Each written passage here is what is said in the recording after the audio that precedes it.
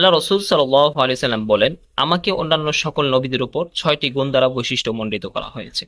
এর মধ্যে একটি হচ্ছে ওয়াতিয়তু জাওয়ামিআল কালিম, আমাকে জাওয়ামিউল কালিম দান করা হয়েছে। অর্থাৎ আল্লাহ রাসূল সাল্লাল্লাহু আলাইহি ওয়াসাল্লাম এক কথায় মহাসমুদ্রকে ভরে দিতে পারতেন, যেটার ব্যাখ্যা বিশ্লেষণ পৃষ্ঠার পর পৃষ্ঠা করেও শেষ করা যেত না।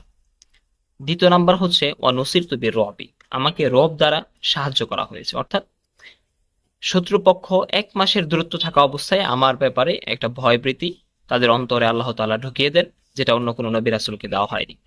তৃতীয় হচ্ছে ওয়া উহাইলাত লিয়াল গনাইম, গনিমতের মাল আমার জন্য এবং আমার উম্মতের জন্য হালাল করা হয়েছে।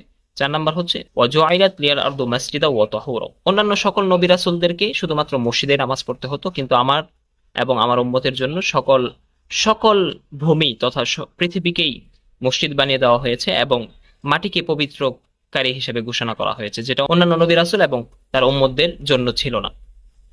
5 নাম্বার হচ্ছে ওয়া উরসিলতু ইলাল খালকি কাফা, আমাকে পুরা বিশ্ববাসী জগৎবাসীর জন্য নবী হিসেবে প্রেরণ করা হয়েছে। অথচ অন্যান্য নবী রাসূলগণকে কোনো এক গোত্র অথবা এলাকার জন্য প্রেরণ করা হতো এবং নির্দিষ্ট সময়সীমা ছিল, বাট আমাকে প্রেরণ করা হয়েছে, কিন্তু আমাকে প্রেরণ করা হয়েছে কিয়ামত পর্যন্ত।